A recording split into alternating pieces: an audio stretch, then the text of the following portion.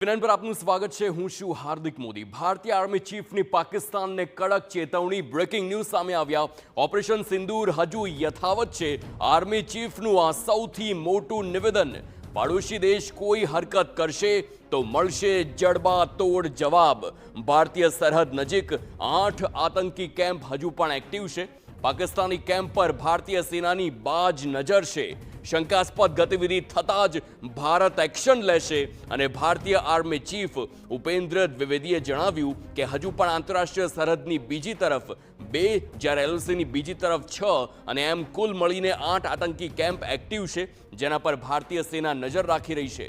ભવિષ્યમાં જો કોઈ પણ પ્રકારની ખોટ સર્જાઈ અને ખોટી હરકત થઈ તો જડબાતોડ જવાબ આપવામાં આવશે। આ મોટું નિવેદન ભારતીય આર્મી ચીફનું। कि 8 कैंप्स अभी भी वहां पे एक्टिव हैं हमारी नॉलेज में और उस पे अभी भी लोग बैठे हुए हैं। कितने बैठे हैं ये अलग अलग इसके सोच विचार हैं, बट हमारी तरफ से अगर देखा जाए तो तकरीबन 100 से 150 लोग हो सकता है वहां पर बैठे हों। जहां तक पॉलिटिकल रिटोरिक है या जहां तक जो हुर्रियत जो उस साइड है पाकिस्तान है, क्या वो पूरी तैयारी कर रही है? मेरे हिसाब से पूरी तैयारी कर रही है। क्या पाकिस्तान उन लोगों को शह दे रहा है जो इस चीज को रेडिकलाइजेशन को और लोगों को मोटिवेट करते हैं यहां पे आने के लिए? हाँ, वो कार्रवाई चल रही है। फंडिंग जो है, फंडिंग चूंकि अभी उसके तरीके बदल गए हैं तो तुरंत हो सकता है मैं उसका जवाब ना दे पाऊं।